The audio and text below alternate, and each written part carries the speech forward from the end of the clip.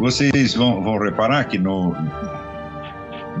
curso da exposição que eu estou fazendo ali, eu começo, vamos dizer, com ideias que são historicamente conhecidas como sendo de Descartes, e aos poucos tentando sondar o sentido mais profundo, ou pelo menos o sentido existencial dela, o sentido que eles tinham efetivamente para o próprio Descartes. Chego a mudar o enfoque gradativamente de um mero problema epistemológico, gnesiológico, para um problema de psicologia do próprio Descartes. Isso não quer dizer de maneira alguma que eu esteja aderindo à teoria do Nietzsche de que toda filosofia se resume, no fim das contas, à psicologia do seu autor. Não se trata, portanto, de explicar uma filosofia pela psicologia do autor, mas pela própria natureza do livro principal de Descartes, As Meditações de Filosofia Primeira, que é um livro autobiográfico, é uma autobiografia interior. Isso nos remete necessariamente, vamos dizer, aos fatos da vida interior de Descartes. De modo que ele está narrando ali como ele chegou a determinadas conclusões, partindo do estado de confusão que ele estava na juventude, por causa de ensinamentos recebidos que lhe pareciam incoerentes ou não suficientemente fundamentados, até chegar, através de uma série de peripécias, à certeza do ego cogitans, o eu pensante que tem certeza da sua própria existência, porque justamente no instante que ele está duvidando dela, ele está pensando, e para pensar é preciso existir. Esse é o trajeto que ele percorre. Ora, esse trajeto é nitidamente autobiográfico, tá certo? Então, eu vejo que não temos alternativa senão sondar o sentido desses acontecimentos, tal como o próprio Descartes os vivenciou. Ou seja, como é uma narrativa, mas essa narrativa está em grande parte construída com termos filosóficos e conceitos filosóficos gerais, nós às vezes temos que escavar um pouco para dentro desses conceitos para ver o que eles significavam para Descartes, não só no sentido convencional dos termos, no sentido dicionarizado dos termos, mas o que significavam concretamente para ele no instante em que ele estava registrando a sua experiência. Isso, evidentemente, coloca um problema temível, que é o seguinte: ele está realmente registrando a sua experiência? Isso que ele nos apresenta como uma autobiografia interior corresponde efetivamente à biografia tal como foi vivenciada, ou é uma espécie de transposição estética que ele está fazendo? Quer dizer, é uma história real ou uma história conjetural que, na melhor das hipóteses, resume e condensa a experiência real? Então, sem obter uma certeza sobre esse ponto, fica difícil você entender o alcance do que René Descartes está dizendo. Então, e quando eu falo alcance, eu quero dizer, entre outras coisas, em que medida ele acreditava mesmo no que ele estava dizendo, ou em que medida ele estava apenas fazendo um experimento imaginário, uma conjeturação plausível e assim por diante. Ele garante que tudo aquilo aconteceu mesmo, ou seja, que é uma narrativa efetiva de pensamentos que ele realmente pensou e na ordem que os pensou. Mas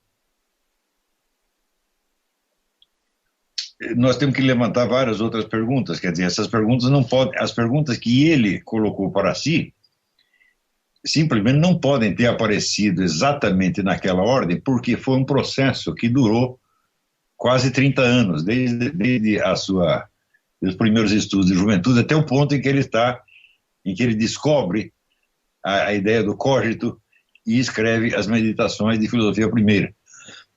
Portanto, de cara, nós entendemos que há uma diferença entre o plano narrativo e o plano lógico.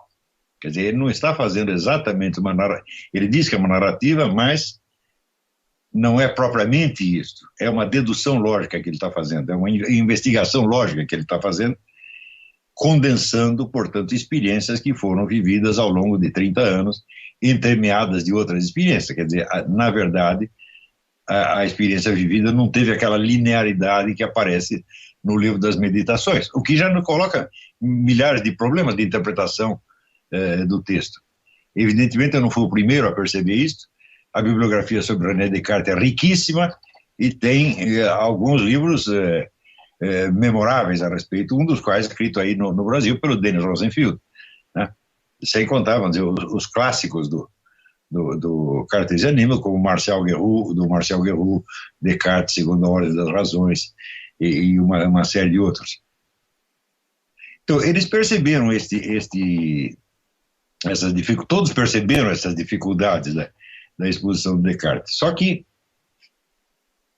a mim me pareceu que, em vez de tentar sondar biograficamente o que realmente aconteceu, como dizia Leopold von Ranke, a finalidade da história é contar as coisas como elas realmente aconteceram, em vez de fazer isso, eles tentavam justificar e reforçar, por assim dizer, a unidade lógica do sistema.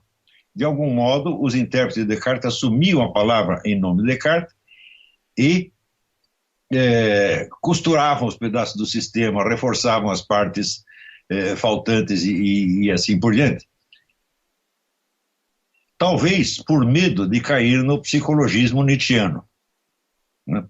Já que você está lidando com uma autobiografia, a tentação de você recuar para o domínio psicológico e explicar tudo pela psicologia pessoal do René Descartes é muito grande. Então, talvez, não posso garantir, mas talvez, para evitar isso, eles preferiam abordar em lógica sistêmica, isto é, montar o sistema de René Descartes. Isso é exatamente o que faz, vamos dizer, o melhor livro escrito sobre Descartes, que é o do Marcel Guerroux, onde ele tenta reconstituir não a sequência biográfica dos pensamentos, mas, ao contrário, a sua ordem lógica interna. Por isso que ele chama a ordem das razões. Por que Descartes pensou isto, pensou aquilo? Esse porquê não tem sentido causal, tem sentido lógico, né? Quer dizer, que razões nós temos para acreditar no que Descartes está dizendo? Tá certo? Então ele mostra, vamos dizer, a coerência do sistema. Porém, feito isto, sobram inúmeras questões. A primeira questão, que eu me coloquei já há muitos anos, parece que 20 anos atrás, foi a de que o experimento de René Descartes, quer dizer, a ideia da dúvida universal, não é realizável psicologicamente. Eu garanto que eu tentei, por todas as maneiras, fazer aquele experimento que é, vamos colocar uma dúvida sobre tudo, exceto aquilo do qual eu possa ter uma certeza evidente imediata. Isso não é realizável. E, no entanto, ele disse que realizou. Então, começamos com um problema. Então, a dúvida universal não é um experimento real. Ele é uma transposição, por assim dizer, estética de experimentos psicológicos que devem ter tido um conteúdo um pouco diferente, pelo menos, né? Eu falei, bem, se não foi esta a experiência, se a dúvida universal não é realizável, ele não pode tê-la realizado. Então ele realizou alguma outra coisa que esquematicamente, transposta para o plano lógico, parecia a dúvida universal. Então vamos ver que experiência foi essa. E comecei a sondar, e aí me surgiu uma segunda pergunta. Por que Descartes apela a este método da dúvida universal? Para chegar a tal ponto, o indivíduo precisa ter, não digo uma dúvida universal, mas muitas dúvidas. Ele precisa estar, por assim dizer, num mar de dúvidas, né, que o induz ao ponto de dizer, então vamos duvidar de tudo de uma vez, para ver se a gente resolve essa questão. Eu falei, mas por que ele estava tão em dúvida? Ele diz que é por causa de pontos fracos ou incoerências que ele notou no ensinamento recebido no Colégio dos Jesuítas, onde ele estudou, o Colégio La Flèche. Porém, não pode ser isso, porque ao longo da biografia de Descartes, você vê que ele vivenciou muitas situações que já denotavam um estado de dúvida causado por outras coisas completamente diferentes. Por exemplo, o fato de que ele lutou em 2 exércitos, um exército católico e um exército protestante. Eu digo, você faz isso, então, enquanto você está participando daquilo, você está, de algum modo, envolvido nos ideais que movem aquele exército. Tá certo? Então, você luta de um lado, luta do outro, e de algum modo você acredita nos dois. E pronto, está aí instalado o estado de dúvida. Segundo, ele, o tempo todo, ele declara sua estrita ortodoxia católica, mas todos os seus pensamentos foram desenvolvidos na Holanda ao fio de conversações com teólogos protestantes. Mais ainda, né, ele, quando tem uma filha, ele manda batizar na igreja protestante. E consta, isso já não é tanta certeza, mas há indícios fortes de que ele casou com a mãe da menina na igreja protestante. Tá certo? Há também alguns indícios que apareceram numa biografia recente de que ele fosse um agente secreto jesuíta atuando no meio protestante. Tá certo? Então eu falei, pai, essa vida aí está cheia de dificuldade e ambiguidade. Esse sujeito vivenciou situações que deviam, por assim dizer, puxar a sua inteligência para lados opostos, né? E, naturalmente, instalar um conflito. Então, de cara, temos esta conclusão. As dúvidas de René Descartes não nasceram todas do ensinamento recebido no Colégio La Flèche, mas de sucessivas situações ambíguas que ele viveu. Por exemplo, se você tem essa profunda imersão no mundo protestante, ao mesmo tempo em que você se considera um católico sério e sincero, é impossível que você não tenha alguma dúvida, porque os dois lados lhe parecem, de algum modo, ter razão.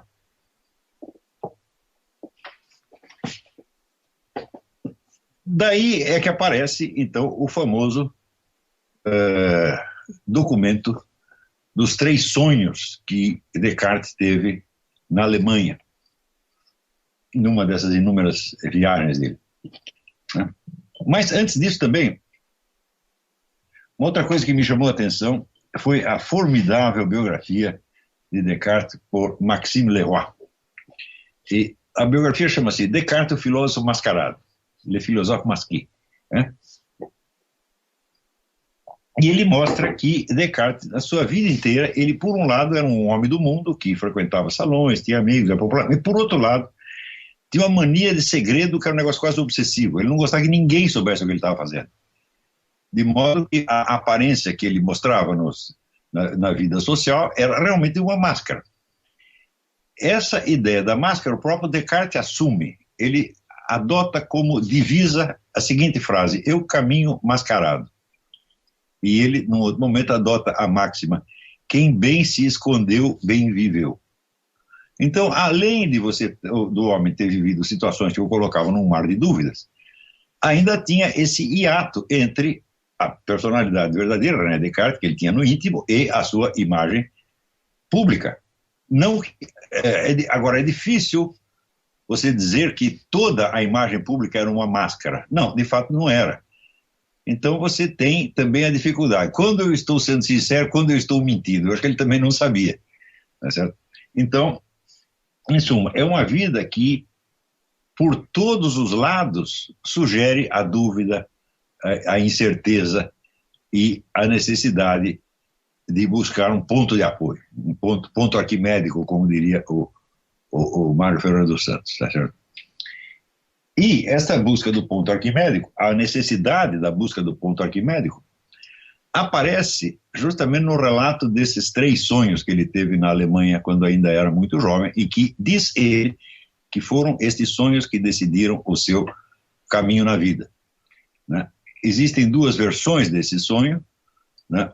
Uma que foi registrada pelos seus primeiros biógrafos, e outra que depois foi encontrada num manuscrito por Leibniz. Leibniz visitou a casa de René Descartes e encontrou, né, lá um caderninho com o nome Olímpica, e ali estava a narrativa dos 3 sonhos. E ora, se Descartes diz que os 3 sonhos determinaram o seu caminho de vida, então é impossível que eles não sejam um documento significativo, não só sobre a psicologia de Descartes, mas sobre quais foram os experimentos, quais foram os fatos reais que inspiraram o curso da sua investigação filosófica.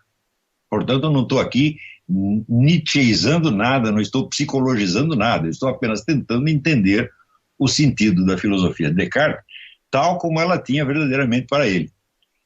Isso aí, como demonstrou o grande historiador do platonismo, Paul Friedlander, ele diz que se você não sabe a que acontecimentos reais, a que experiências reais se reporta um conceito filosófico, você realmente não entende esse conceito filosófico. Você entende somente de uma maneira esquemática, que seria o mesmo conceito, tal como poderia ser pensado igualzinho por pessoas diferentes em lugares diferentes. Em suma, você está reduzindo a linguagem filosófica a uma linguagem científica, o que é uma operação que nunca dá certo. Por quê? Porque a linguagem científica ela sempre parte de distinções convencionais sobre as quais ela não retorna criticamente mais. Por exemplo, quando uma ciência delimita o seu território de investigação e coloca lá vamos dizer, os princípios metodológicos fundamentais que vai seguir, ela não pode voltar, vamos dizer, a esses mesmos princípios e esse mesmo problema com os seus próprios meios. Por exemplo, você decidir qual é o território de abrangência da química não é um problema químico. Não há meios químicos de você resolver isso. Quer dizer, você vai ter que recolocar a coisa em termos de metodologia da ciência ou de filosofia e não de química. Tá certo? Portanto, isso é a mesma coisa que dizer que nenhuma ciência se interessa pela fundamentação dos seus conceitos básicos. Ela parte desses conceitos básicos e toca a investigação daí para diante. Se esses conceitos mostrarem contradição, derem errado mais para dentro, então está colocada aí uma crise de fundamentos da ciência, e essa crise não pode ser resolvida pelos métodos da ciência mesma. Ela tem que ser equacionada em termos de metodologia, de lógica e de filosofia. Isso é a coisa mais óbvia do mundo. Quando se fala por a famosa crise de fundamentos da física no começo do século XX, ela não é uma discussão de física, ela é uma discussão de filosofia e metodologia, né? Quer dizer, como você poderia colocar, vamos dizer, recolocar em discussão os fundamentos de uma ciência mediante a própria ciência? Não dá para fazer isso, né? Então,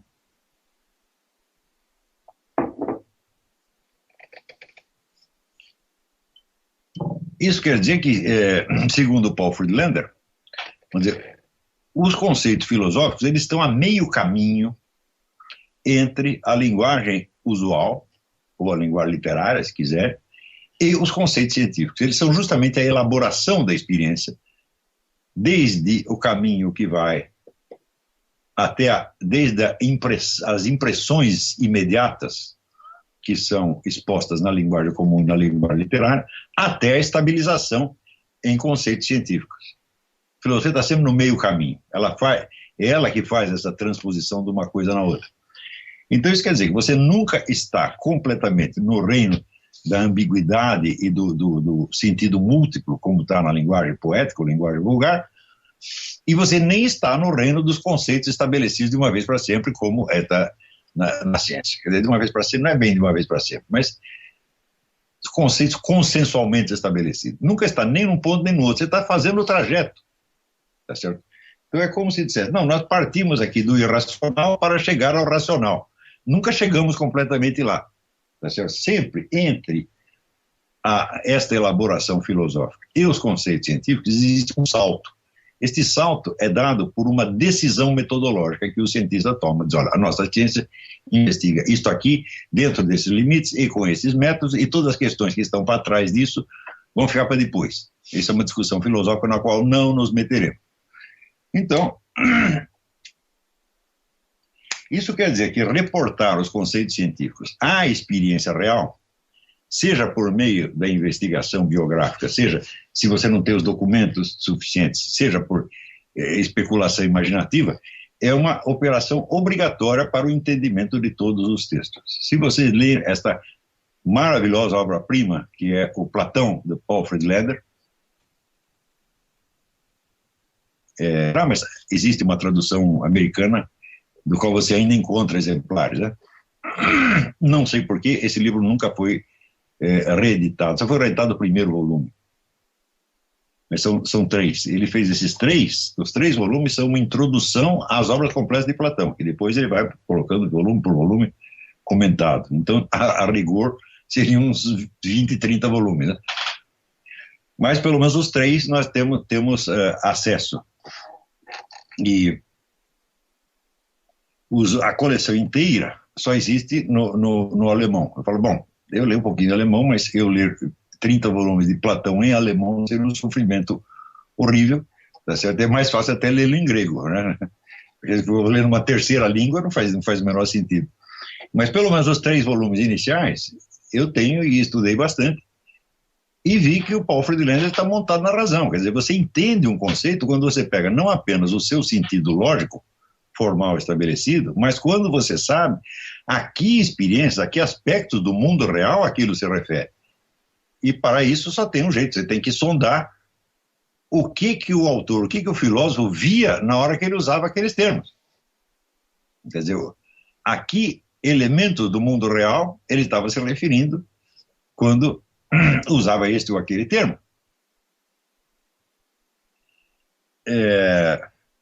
No caso de Descartes, tem muitos filósofos que você só pode investigar isso por meio imaginativo, você tem que supor e tentar recompor a biografia mental do cara para isso. Mas no caso de Descartes nós temos todos os documentos, não só ele escreve essa autobiografia interior, como ele nos deixa uma narrativa dos 3 sonhos que para ele foram o capítulo decisivo da sua vida. Então, bom, só não entende quem não quer, né? Em geral, esses 3 sonhos parecem tão enigmáticos que, das duas, uma, ou você parte para um psicologismo total, ou você esquece aquele assunto e considera aquilo apenas, vamos dizer, um acontecimento biográfico que não tem importância para a interpretação da filosofia final. A maior parte dos intérpretes pegam esses 3 sonhos e varam para baixo do tapete porque não sabem o que fazer com eles.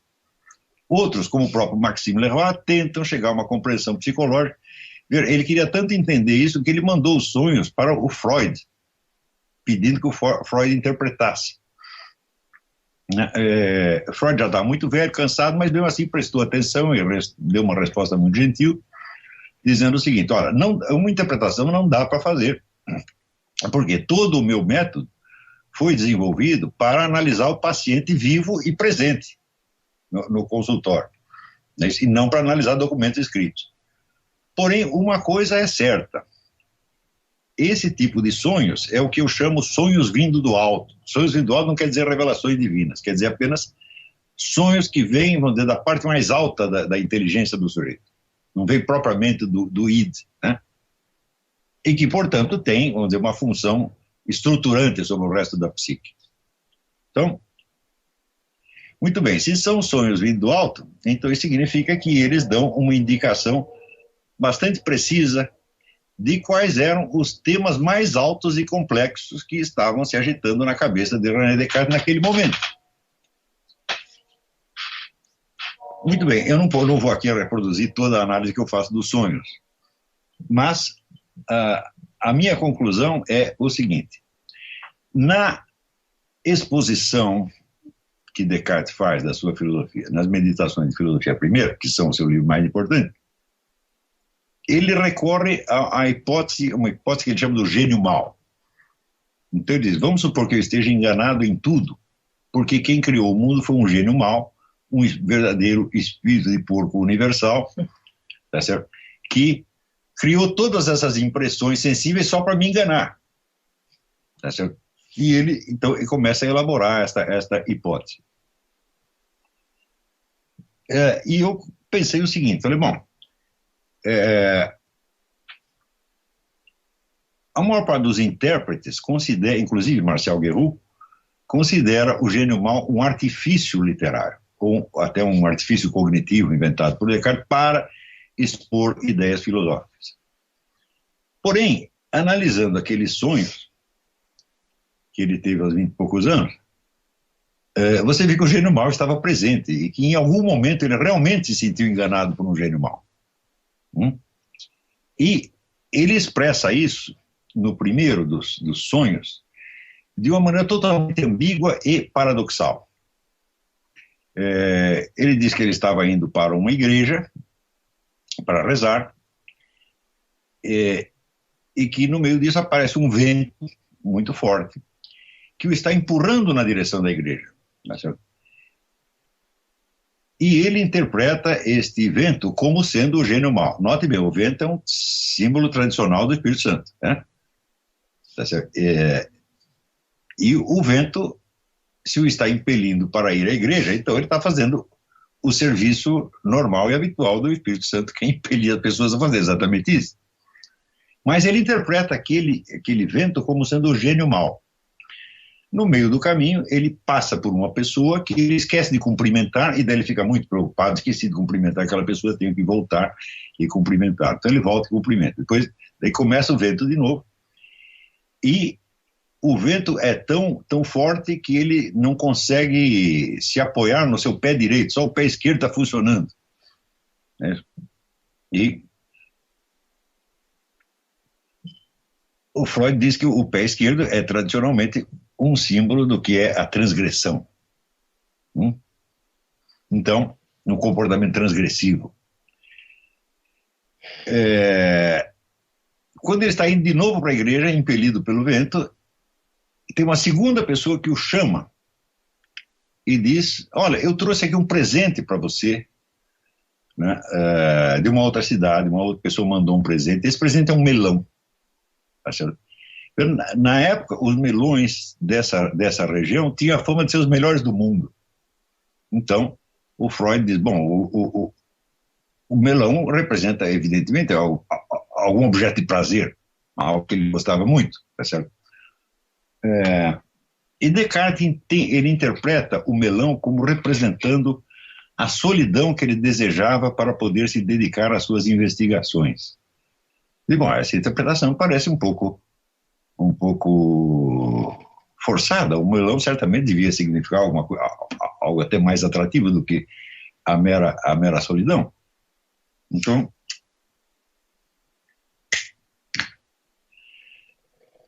o que me pareceu ali é o seguinte: a narração está invertida.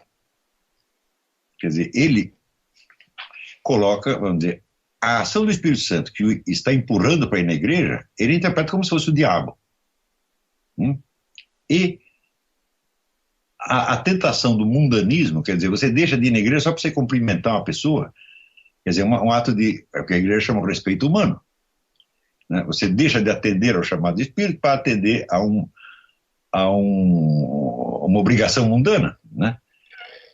E depois, para ir atrás de um objeto de prazer.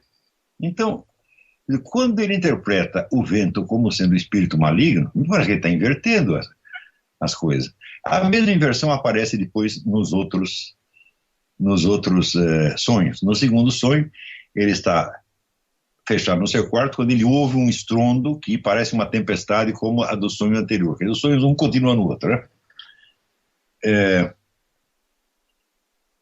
Só que daí começa a aparecer uma série de luzinhas dentro do quarto e ele sente que ele está abrigado dentro do quarto, isolado, portanto, da tormenta. Então, ora, na medida em que o vento simbolizava o espírito, você vê aí um conflito entre o espírito e a mente individual de René Descartes, a mente pensante.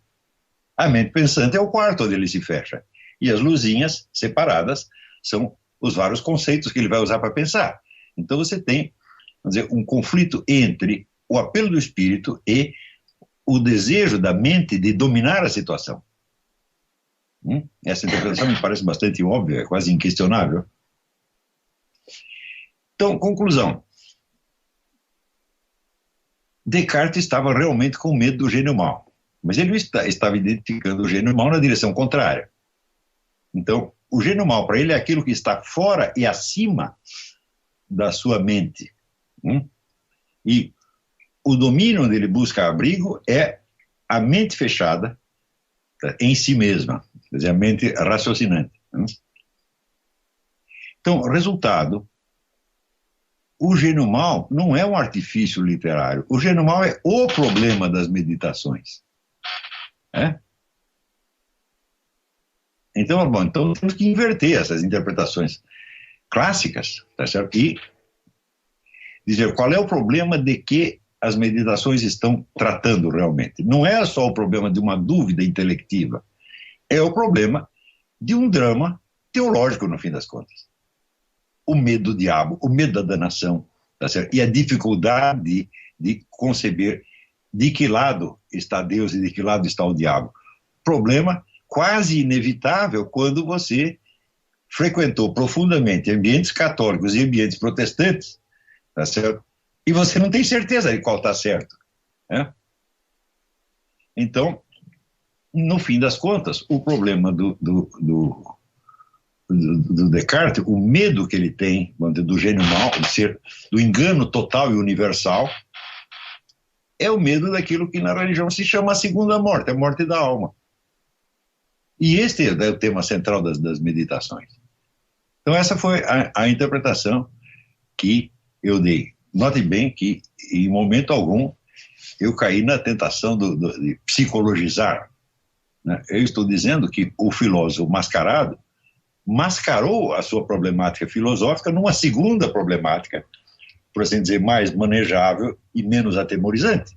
O indivíduo tem um problema teológico terrível e ele expõe aquilo como se fosse apenas um dilema epistemológico e procura tratá-lo por meios epistemológicos, como quem estivesse tentando vencer o diabo na base da discussão lógica, que é a situação que já foi vivida por Dante, né? Dante, quando visita o inferno, ele conversa com o diabo e vê que o diabo é muito mais inteligente que ele, né? Que o diabo tem um raciocínio lógico muito mais perfeito que ele, e o diabo ri da cara dele e diz: forse tu não pensaste que lógico fosse. Você não sabia que eu era lógico também. Então é a mesma situação, quer dizer, você terçar argumentos com o diabo na base da lógica é um recurso absolutamente impotente. Quer dizer, a defesa contra o diabo seria naturalmente apelar ao Espírito, né? A proteção do próprio Espírito Santo.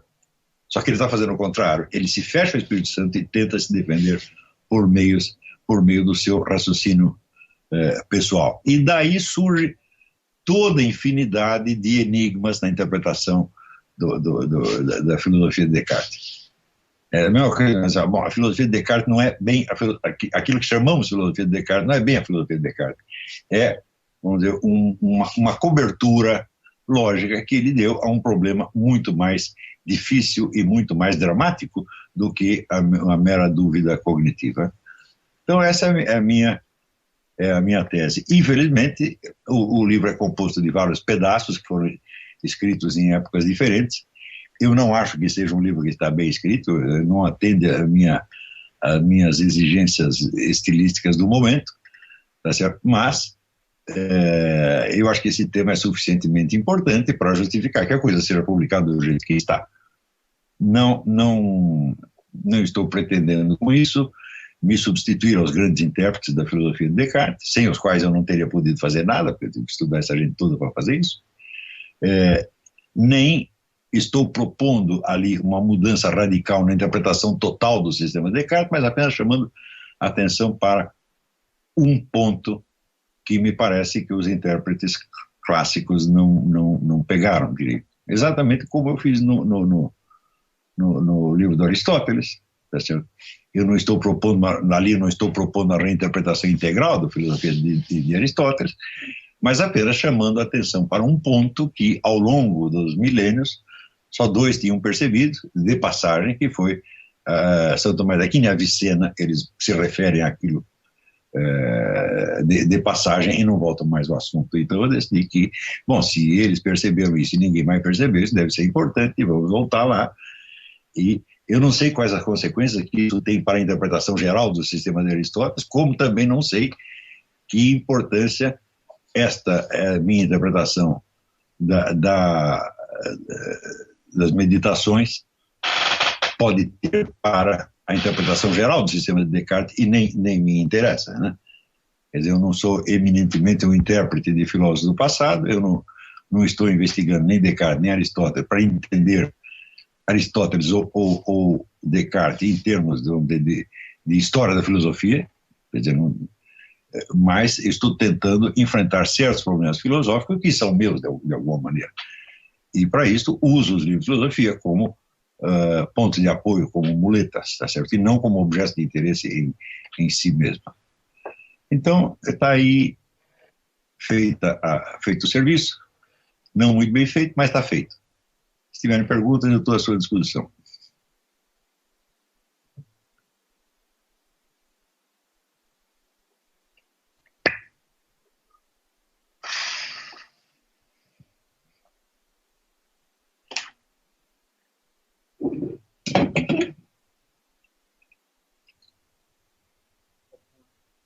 Boa noite, professor. Fale um pouco mais alto. Boa noite, professor. Tudo bem? Tudo bom?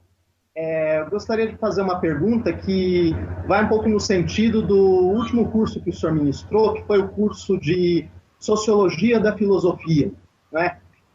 Eu gostaria de saber por que dentro do panorama histórico do pensamento filosófico no qual o Descartes se inseria, na época barroca, na época do século XVII, por que todos esses elementos que o senhor mencionou, esses elementos de mascaramento de um problema em nome de outro, por que tudo isso passou despercebido pelo establishment filosófico da época, inclusive pelas grandes universidades, e, ao invés disso, o Descartes ele foi adotado nos séculos subsequentes como um modelo de rigor teórico, um modelo de segurança filosófica, do mesmo modo como aconteceu com Isaac Newton, que dedicou a maior parte de sua obra a temas esotéricos.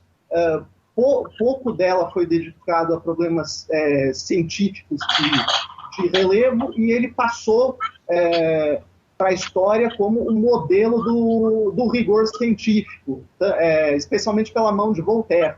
Gostaria de saber do senhor quais que são os motivos no campo da sociologia da filosofia, motivos históricos e filosóficos que levaram a construção de uma verdadeira hagiografia desses dois autores. Muito obrigado. Bom, no caso de Newton, a gente sabe que os papéis alquímicos e esotéricos eles foram todos escondidos, né, durante 3 séculos e foram redescobertos por uma casualidade quando o economista John Maynard Keynes os descobriu num leilão, uma pilha de papéis velhos, e ele viu que aquilo era manuscrito de Newton, comprou tudo e começou a ler, e foi ele. Se em economia ele fez um desastre, em historiografia da filosofia ele fez uma coisa maravilhosa, que é revelar ao mundo quem era o verdadeiro Isaac Newton, né? Inclusive, a própria teoria da gravitação universal, para o Newton, era apenas um capítulo de uma imensa concepção teológica que ele estava desenvolvendo. Ele era um cristão a seu modo, mas ele não acreditava na Trindade. Ele tinha a ideia de uma espécie de religião da unidade absoluta, como se fosse um islamismo cristão, né? Então não tem Trindade, só tem o Deus único absoluto. E tudo que ele fez na vida foi para demonstrar isso, inclusive a gravitação universal. Então quer dizer que, destacada deste conjunto, a lei da gravitação universal assume um sentido exclusivamente científico, no sentido atual da coisa. Quer dizer que uma teoria que deve ser investigada em si mesma, sem referência ao seu sentido filosófico último, que era exatamente o contrário do que Newton queria. Ele queria que aquilo fosse compreendido dentro do seu esforço geral. Eu acho que ele se considera mais um profeta e um fundador da religião do que um cientista acadêmico no sentido atual. Mas como ninguém sabia o que fazer com aquilo, e como na época, né, havia uma luta ideológica muito, muito forte, né, sobretudo era a disputa das universidades, né? Então, a partir de 1300, o pessoal começou a descobrir que as universidades eram uma força política terrível, então os poderes constituídos da época começaram a disputar para ver quem que ia mandar nas universidades, e a disputa era, sobretudo, entre a Igreja, o Vaticano e os novos poderes nacionais que estavam surgindo, as monarquias nacionais. E, no fim, a Igreja ganha a parada e ela consegue controlar as universidades. O resultado imediato é que surge uma outra intelectualidade extra-universitária. Descartes não era professor universitário, Galileu, vamos dizer, passou pela universidade muito pouco tempo, a maior parte da sua influência foi fora, tá certo? E assim por diante. Então, a intelectualidade que não é formada pela classe universitária, mas que é formada na corte. A maior parte dos envolvidos nesse processo eram nobres ou pessoas sob a proteção do nobre, como Leibniz, por exemplo. Leibniz nunca foi um nobre, mas ele era bibliotecário de um nobre, fazia todo o seu trabalho sob a proteção da corte, e não era de maneira alguma um homem do meio universitário. E a luta para impor a autoridade desta nova intelectualidade foi uma briga de foice no escuro, uma coisa horrível, né? Então, a necessidade de afirmar a independência, né, dessa nova casta intelectual em relação à universidade e, portanto, à igreja, era uma coisa sentida, vivenciada com muita intensidade, né, na época.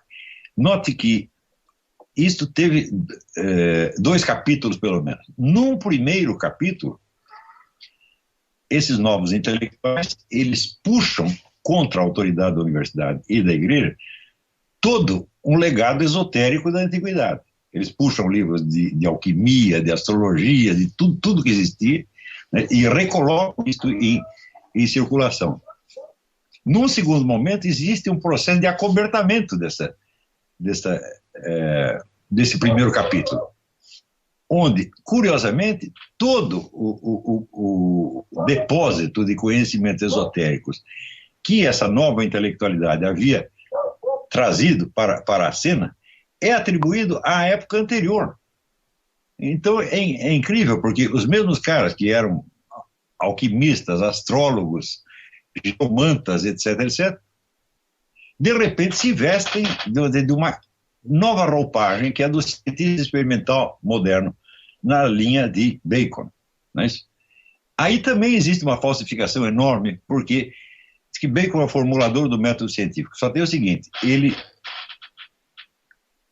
expressa esse método, mas ele não usa em parte alguma, ele não é capaz de usá-lo. Quando tenta usar, ele chega a conclusões que são as mais absurdas, estapafúrdias. A ciência de Bacon é um treco absolutamente ridículo, né? E quando você vai ver o método científico tal como formulado por Bacon, é absolutamente inaplicável. Então o pessoal diz, foi Bacon que inventou o método científico. Sim, só que vocês não podem seguir o método de Bacon, vocês depois de inventar outra coisa e atribuíram a Bacon, né? Então, nessa época, como em toda época de conflito ideológico intenso, existe um apelo à falsificação, ao sumiço de documentos e assim por diante. Isso aconteceu mesmo, né? Agora, quando a gente diz isso para pessoas de cultura ginasiana, elas ficam muito chocadas, porque elas aprenderam física, né, no ginásio, e acham que aquilo é a última palavra e que ninguém nunca mais discutiu aquilo.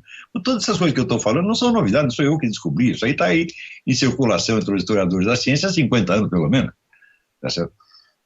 E, por exemplo, quando eu disse que todo o edifício da teoria da gravitação universal de Newton se baseia em 2 conceitos metafísicos absolutamente impossíveis de provar, que é o conceito de espaço absoluto e tempo absoluto, isto é, o espaço sem coisas dentro e o tempo sem acontecimentos, tempo como duração pura. E, bom, são conceitos metafísicos, você talvez possa até defendê-los metafisicamente, mas em termos de ciência experimental isso é absolutamente inacessível. Você não pode descobrir um espaço absoluto por meios experimentais. Daí entravam aqui professores de universidades dizendo, não, todos os conceitos do Newton foram obtidos por experimentação e observação. Onde que ele observou o espaço absoluto? Isso é absolutamente impossível. Né? Quer dizer, um espaço sem absolutamente nada dentro, e Newton foi lá e observou isto. Mas se Newton observou o espaço sem nada dentro, é porque ele estava dentro do espaço, né? Então, no mínimo, Newton tinha que... é um objeto que está dentro do espaço, né? E daí as pessoas ficam chocadas. Então, onde já se viu, ele está contestando Newton, ele está contestando a lei da gravitação. Não, em primeiro lugar, existe um preceito de lógica. E você contestar as provas de uma afirmação não é contestar a afirmação. Você pode fazer uma afirmação certa e oferecer provas falsas, e a afirmação continua verdadeira. Portanto, você colocar, vamos dizer, em dúvida estes conceitos, em nada impugna a teoria da gravitação. Quando eu explicava essas coisas, eu achava que a compreensão disso seria imediata, mas eu descobri que não apenas não é imediata, mas para certas pessoas é impossível. Eles não chegam a entender isso de jeito nenhum. Tá certo?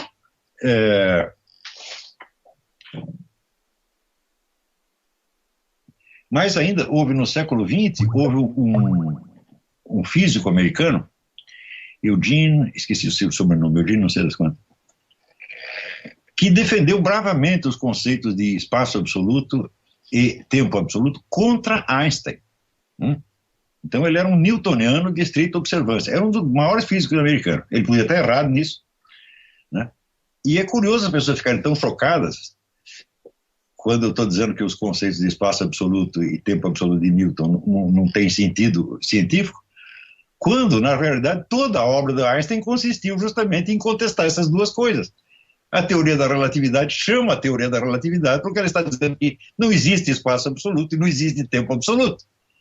Ou seja, quer dizer, você repete uma coisa que é a própria base da ciência do Einstein, e as pessoas ficam chocadas porque eu estou atacando a lei da gravidade, estou contestando Newton. Digo, mas, meu Deus, é uma coisa tão caipira, tão boboca, que não dá vontade de discutir, dá vontade de bater nessas pessoas, sabe? Dá vontade de violar a lei da palmada, está entendendo? Baixar a calça do sujeito e pá, dizer, vai estudar, vagabundo. Né? É uma coisa terrível, que no Brasil a gente passa por essas coisas que não são humilhações para mim. Quer dizer, o sujeito vem e se humilha na minha frente. Eu digo, por que você quer que eu veja isto, meu Deus do céu? Eu não estou a fim de fazer você passar vergonha. Para com isso, né? Quer dizer, o sujeito aparece aí vestido de Carmen Miranda, com abacaxi na cabeça, né? E um bigode, né? Quer dizer, por que ele vem mostrar essas coisas para mim? Eu não quero ver isso, né? Mas, vamos dizer, a macaquice brasileira, quer dizer, macaquice papagaiada, né? Parece incoercível. As pessoas, quando falam essas coisas, elas vêm e falam num tom de autoridade, que é uma coisa impressionante, entendeu? Eu, sinceramente, eu não entendo o que está acontecendo no Brasil, eu não vejo, nunca vi nenhum processo similar em parte alguma do mundo, já revirei a história, falei, olha, uma estupidez tão profunda nunca houve no mundo. Se você vê, por exemplo, a gente estuda, né, ali no Karl Kraus, a gente vê a decadência da cultura alemã no período que preparava a ascensão do nazismo. Mas, meu Deus do céu, aquela cultura alemã decadente, comparada com o Brasil de hoje, é como você comparar Atenas com Vila Nhoconhece, tá entendendo? Então, no pior, a situação pior que eles tinham, ainda era para nós um negócio quase paradisíaco, né? Então, está ficando cada vez mais difícil conversar com essas pessoas, né? O mais certo é mandá-los logo para aquele lugar. Mas, se a gente faz isso, daí eles dizem, não, ele só xinga, ele não argumenta. Então não tem jeito, meu filho. Se eu argumento, você não entende. E se eu mando você para aquele lugar, você diz que eu não argumento. O que eu posso fazer? É tudo isso, olha, visto de longe é cômico, mas para quem está aí não deve ser brincadeira. Entendeu?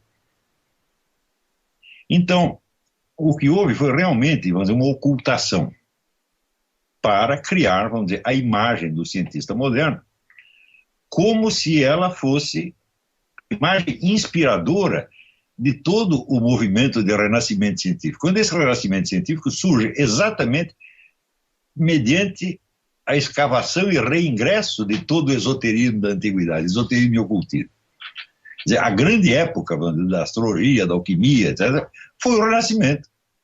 Eram coisas que até durante a Idade Média despertavam pouquíssimo interesse. Se você vasculhar, por exemplo, todos os autores escolásticos, você vai encontrar uma ou outra referência a isso, mas como um assunto marginal. Né? Santo Tomás de Aquino, por exemplo, ele dedica lá 5 capítulos da Suma contra os Gentios à questão astrológica, à qual ele dá pela primeira vez uma formulação científica. Ele coloca assim, os limites da investigação no que diz respeito à astrologia. Mas, para ele, isso é um acontecimento marginal. Tá certo? Mas, para todo esse pessoal que vem em seguida, como Marcílio Ficino, Bruno, isso... Magia, astrologia, alquimia, era o suprassumo. Né? Então, nós temos que ver que, vamos dizer, todo esse movimento de ideias na época foi uma espécie de revolta do ocultismo contra a igreja. Mas daí isso não pegou bem e decidiram mudar a história. Por exemplo, quando você vê qual é a grande instituição que representa as ciências modernas, né? A Royal Society na Inglaterra. Quem fundou a Royal Society? Elias Ashmole, que era um alquimista. Né?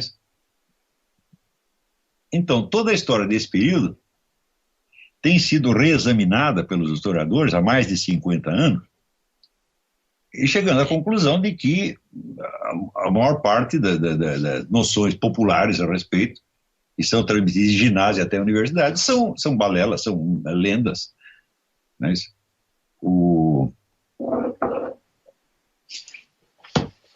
no caso, por exemplo, teve esse rapaz chamado Pirula, né, que começou a discutir. Eu citei uma carta da Alexander von Humboldt, de 1820 e pouco, em que ele dizia, olha, todos nós sabemos que não existe nenhuma prova do heliocentrismo. Então eu citei isso como prova, vamos dizer, de falsificações históricas e até científicas que tinham sido comuns na época. E daí ele disse, onde já se viu? No tempo de Humboldt eles não sabiam isso, e mais aquilo, e mais aquilo. Botou todas as provas do heliocentrismo descobertas depois. Eu digo, mas escuta, peraí, entre Copérnico e Alexander von Humboldt passam-se 300 anos. Copérnico nasceu em 1470 e pouco, e Humboldt nasceu em 1760 e pouco. Então, durante 3 séculos, você pega uma teoria que é imposta para todo mundo e não tem prova nenhuma. Se descobriram prova depois, falaram, bom, isso não modifica em nada o que aconteceu ali. Mas parece impossível as pessoas entenderem essas coisas, porque no Brasil de hoje, todo mundo está irritado com alguma coisa, está nervoso, está bravo, está com medo. Então, onde ele se sente atacado e começa a se defender, daí você diz, mas espera, mas eu não estou batendo em você. Eles começam a assumir, não, a defesa da ciência moderna. Eu falei, escuta, mas eu não estou discutindo o conteúdo da ciência moderna, estou discutindo a sua história e dizendo que ela se impôs com falsificações. Muitas dessas falsificações, né, depois foram refundamentadas por novas descobertas que mostraram que aquilo que foi vendido como mentira era, de fato, verdade. Né? Por exemplo, a máquina a vapor, quando surge a máquina a vapor, ela vem com uma fundamentação científica falsa. Não quer dizer que a máquina a vapor não funciona. Você diz, olha, essa fundamentação não serve. Então você ou desiste da teoria ou você busca outra. É a coisa mais normal do mundo. Né? Por exemplo, você já tomou uma aspirina na vida. Até hoje ninguém sabe por que a aspirina funciona. O que não quer dizer que ela não funcione. Né? Também essa é outra confusão comum entre tecnologia e ciência. Os negros acham que se você é capaz de fazer uma aplicação tecnológica é porque a teoria por trás dela está certa. Fala, não, se fosse assim a máquina a vapor jamais poderia funcionar e a aspirina não deveria funcionar também. É assim como, por exemplo, você pega um sujeito e diz assim, me explica o que é uma carga elétrica. Ninguém sabe. Né? Isso não quer dizer que a eletricidade não funciona. Né? Para mim, pelo menos, funciona. Eu ligo o interruptor, acendo a luz. Pô. Né? Agora, por que isso acontece? Ninguém sabe exatamente. O pessoal, vamos dizer, a ciência, ela é eminentemente a busca de princípios explicativos para um certo universo de fenômenos já recortado e definido no início. Né? Portanto, a ciência é sempre a unificação de fenômenos diversos sob uma teoria única. A teoria unifica um campo de fenômenos. Ora, a tecnologia funciona exatamente da maneira oposta. A tecnologia junta vários processos inconexos para produzir um efeito. Né? Por exemplo, você diz, o funcionamento do computador depende da lógica binária. Eu digo, sim, mas também depende da indústria de plásticos. Né? E qual é o princípio comum entre a lógica binária e a fabricação do plástico? Nenhum. Então, a tecnologia, a racionalidade dela é a racionalidade da convergência de fatores separados para a produção de um efeito. Mas qualquer tecnologia é assim. Por exemplo, eu acabo de construir essas estantes aqui. Tá certo? Então, eu usei, por exemplo, um martelo. Né? Bom, você pode explicar fisicamente o funcionamento do martelo. Eu digo, bom, mas acontece que eu preciso carregar as tábuas também. Existe algum princípio que explica simultaneamente o funcionamento do martelo e a energia muscular despendida para carregar as tábuas? Não. No entanto, se falhar uma dessas duas coisas, não tem estante. Então, isso quer dizer o seguinte, nenhuma aplicação tecnológica jamais prova teoria nenhuma. E a característica do mundo moderno é precisamente onde o tremendo progresso da tecnologia e a confusão das ciências. A ciência às vezes não tem explicação para coisa nenhuma. Né? Tudo está em discussão na ciência, exceto no Brasil. No Brasil, a ciência é feita de verdades estabelecidas de uma vez para sempre. O que se passa no resto do mundo não interessa. O Brasil assim, é como se fosse um vale onde não bate o vento. Ninguém fica sabendo o que acontece em volta. Quer dizer, é o mundo do avestruz. Ele meteu a cabeça no buraquinho e nada existe. Está provado que nada existe, né? Porque eu não estou vendo nada. Então, tudo está em discussão e a tecnologia está ficando cada vez melhor. Cada vez mais poderosa. Ou seja, está provado que ela não depende, ela pode tomar inspiração, ela pode usar uma teoria científica ou 20 teorias totalmente inconexas para produzir um efeito. E consegue produzir. Então, por exemplo, você quer mandar um astronauta para a Lua. Então, bom, você vai precisar de toda uma série de conhecimentos de astronomia, de física, de eletrônica, Bom, mas você precisa treinar o astronauta. E aí depende que o astronauta tenha um equilíbrio psicofísico. Existe algum princípio comum que possa explicar o funcionamento do foguete e ao mesmo tempo o equilíbrio psicofísico do astronauta? Não. Mas você precisa juntar esses dois fatores para que a viagem espacial seja possível. Quer dizer, eu estou falando alguma novidade? Será que isso é tão escandaloso assim? No entanto, o número de pessoas que me escrevem dizendo como você ousa contestar a teoria de Newton? Eu não estou, primeiro que eu não estou contestando a teoria de Newton, eu estou contestando uma das provas dela. Se ela tem tantas aplicações em tecnologia, quer dizer, a confusão de ciência e tecnologia virou no Brasil um mandamento divino, um dogma. Então, olha, é por causa dessas coisas que o Brasil está desse jeito. Se for procurar, vamos dizer, o grande culpado da situação brasileira, eu digo é o Ministério da Educação. Porque você não pode gastar tanto dinheiro para você formar tantos idiotas, tantos incompetentes, tá certo? Despender tudo isso, quer dizer, torrar um dinheiro maluco para formar pessoas que serão incapazes de desempenhar as suas funções. Isso é um suicídio. Basta isso para você destruir o país inteiro. Não precisa nem levar em conta, esquece o banditismo, esquece as drogas, esquece tudo mais. Leva em conta só isso, você vê. Isso já basta para explicar. Né? Então, a minha proposta é a seguinte: fechar o Ministério da Educação e submeter as escolas à lei do consumidor. Isso quer dizer, se o filho está lá estudando, faz 4, 5 anos, ele não sabe ler, nem escrever, nem fazer conta, você vai na delegacia do consumidor e dá uma queixa contra a escola. Bastava isto. Educação, em poucos anos nós teríamos a melhor educação do mundo, porque as escolas ficavam com tanto medo, tá certo? Que iam tratar de chamar profissionais competentes e, em vez de usar as criancinhas como cobaias de laboratório para experimentos malucos, como nesse negócio de Paulo Freire, iam apelar para técnicas já comprovadas. Né? Você vê o que consegue o Carlos Nadalim. O Carlos Nadalim, ele é muito melhor do que o Ministério da Educação inteiro. Por quê? Ele pegou técnicas que já existiam, que estão comprovadas, que todo mundo sabe que funciona. Né? Agora, os caras estão experimentando não sei o quê. E não é só no domínio da alfabetização, não, é em todos os domínios. Né? Por exemplo, agora no Brasil, todas as escolas, assim, os meninos são proibidos de fazer brinquedo de menino e são obrigados a fazer brinquedo de menina. Baseado na hipótese de que, se todo mundo ficar efeminado, nós teremos um mundo de paz. Tá certo? Quando que essa teoria foi testada? Em segundo lugar, quem disse que os meninos vão ficar efeminados? A minha ideia é o seguinte: existe a noção de sexo, que é a anatomofisiológica, e existe a noção de gênero, que é, sem dúvida, uma criação cultural. Até aí a teoria está certa. Só que só existem duas identidades de gênero possíveis. Ou aquela que coincide com o meu sexo, ou seja, com a minha forma anatomofisiológica, ou a que não coincide, aquela que nega. Agora pergunta: qual das duas é forçada e imposta pela sociedade? Os caras dizem que é a primeira. Isso quer dizer que, se o menino acha que ele é menino, é porque ele foi forçado a isso pela sociedade opressora. Mas se ele acha que é menina, então isso é uma tendência natural e espontânea dele, que ele não copiou de parte alguma. Formulando de outra maneira, mais simples, né, usando o procedimento algébrico, que é de simplificar as proposições, alguns meninos nascem meninas, mas nenhum nasce menino. E esta coisa está sendo imposta em todo lugar. Pior, quem fica bravo com isso, e os caras que reclamam, eles reclamam pelo aspecto moral. Contra o efeminamento. Eu digo, mas isso não vai formar efeminados, vai formar idiotas. Por quê? No século XIX, todo menino era vestido de menina, pô.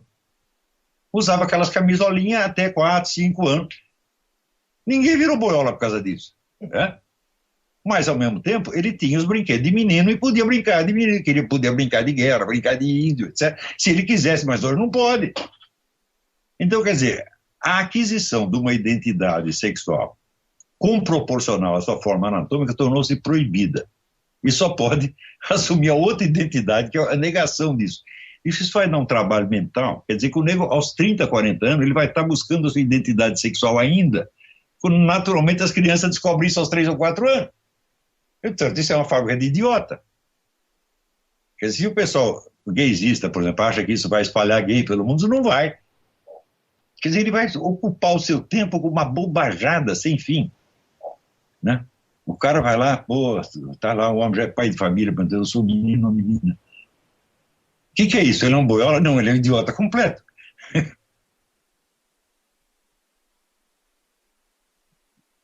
Tem mais alguma pergunta aí?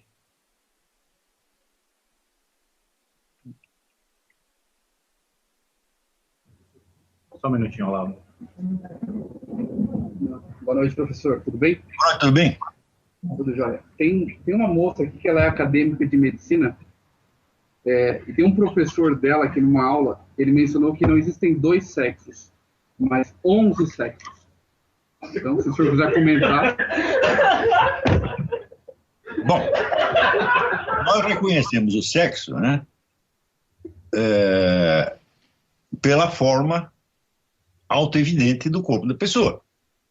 Não é isso? Então, o Pedro, quando era pequenininho, uma vez ele chegou com a menininha, baixou a calça e mostrou para ela a sua identidade. Não é isso? E ela mostrou a dela. Não houve nenhuma dúvida a esse respeito. Agora, se você confunde o sexo anátomo-fisiológico com a constelação imaginária da pessoa, então não existe 11 sexos, existe 430. Não é isso? Então, ou mais. Tem gente que pode sentir atração sexual por um rinoceronte. Não é isso? Então, tudo, quer dizer, se você vai fazer a identidade sexual depender do imaginário, você imagina aplicar isso, não a este problema, mas a outros problemas. Por exemplo, os carros andam para frente ou para trás? Bom, eles andam para frente e andam para trás. Tem marcha para dentro, marcha para trás. Agora, comece a imaginar todas as direções para onde o sujeito pode ir. Então você vai ter que fazer carros com rodas que elas não viram assim, elas viram assim também. Você tá entendendo? É uma coisa de maluco. Se você falar quais são as direções do espaço, né? Você tem para frente, para trás, para cima, para baixo, para direita, para esquerda. Essas direções máximas.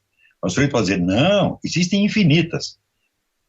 Eu digo, sim, é verdade que existem infinitas, mas elas são balizadas por esta. Né? E são essas que você tem que aprender. Né? Eu me lembro quando eu era moleque, às vezes eu ficava doente muito tempo, e daí quando melhorar um pouco, tentar levantar, eu não conseguia. Eu falei, e como é que faz para andar mesmo? Tá entendendo? Mas é porque eu tinha a noção do em cima e embaixo. Agora, e se eu tivesse que ter a noção de todas as direções possíveis e imagináveis? Né? Para ficar assim, 47 graus, né? 92, 15, eu ia ficar doido, pô. Então, quer dizer, o nego, evidentemente, ele está confundindo o sexo com o gênero. Ele dizer que existe 11 gêneros, está muitíssimo enganado. Existem muitos mais.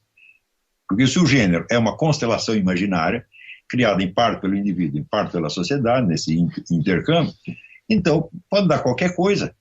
Existe, inclusive, a assexualidade. Eu conheço pelo menos 3 pessoas, que nunca tiveram o menor interesse sexual por quem quer que fosse e pelo que quer que fosse. Né? Então, a sexualidade é uma orientação sexual ou não? Ela é legítima ou não? Quer dizer, você obrigatoriamente tem que sentir atração sexual por alguma coisa. Né? Então, todas as pessoas, assim, eles não sabem pensar, eles são pessoas confusas, pô, e que querem impor a sua confusão, porque dependem dela para a sua segurança pessoal, para a sua autoimagem. Então, o nego tem lá atração sexual por tatu-bola, ele vai querer que todo mundo tenha atração sexual por tatu-bola, pô. Né?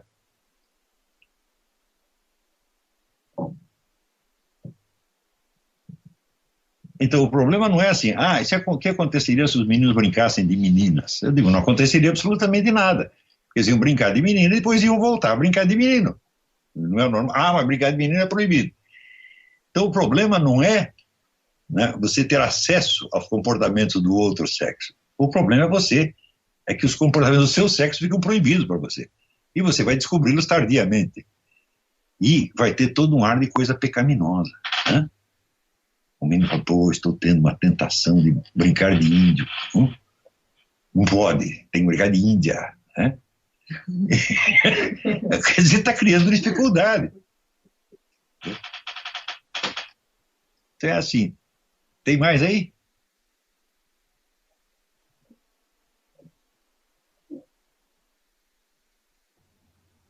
Acho que não, Olavo. Acho que Não, então, bom, já fomos longe demais, foi bem comprido isso aqui. Bom, acho que deu para dar uma ideia. Talvez essas explicações que eu dei para vocês fossem um prefácio oral do livro, né? E eu acho que isso coloca na perspectiva de qual é a área de interesse do livro. Claro que essas investigações elas podem ter consequências muito maiores que eu nem mesmo imagino e que os leitores vão tirar essas consequências. Então, tá bom, muito obrigado a vocês, né? Muito obrigado à editora, ao CEDET, né? E aos futuros leitores. Tchau, tchau. tá lá.